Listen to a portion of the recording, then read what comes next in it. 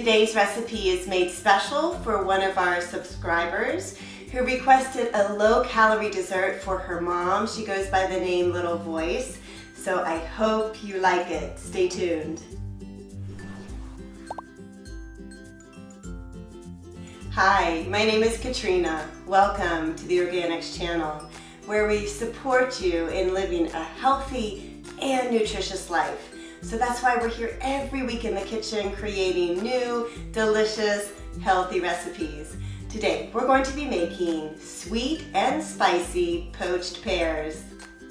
Let's begin by peeling 4 ripe but very firm pears.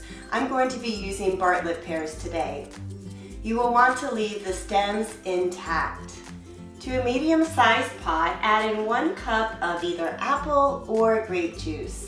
Now this is going to be our only sweetener, so if you like sweeter desserts, you certainly can add in a little bit of honey or maple syrup or even stevia.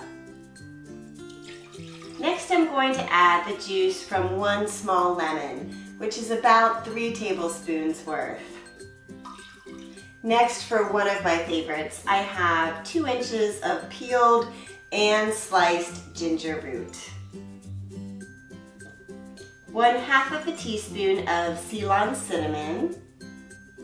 1 teaspoon of pure vanilla extract. These last 2 ingredients are optional. I have 4 whole black peppercorns along with 4 cardamom pods that have been gently cracked so that the seeds can get access to our liquid.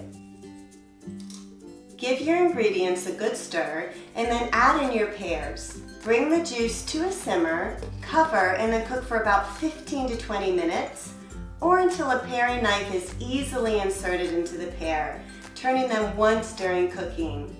Carefully remove the cooked pears and then continue to boil down the juice until the sauce has thickened. Also, slicing off the bottom ends before or after cooking the pears will allow them to stand up for a beautiful presentation.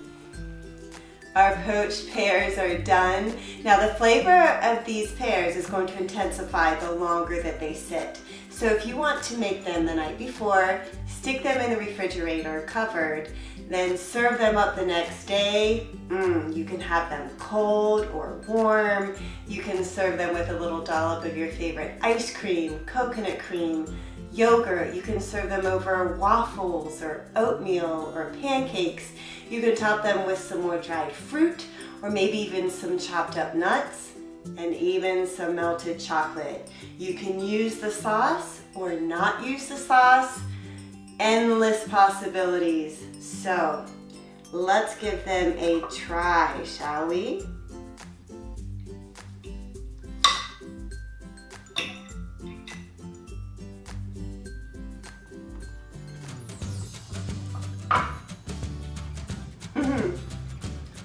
Wow, that is all I have to say.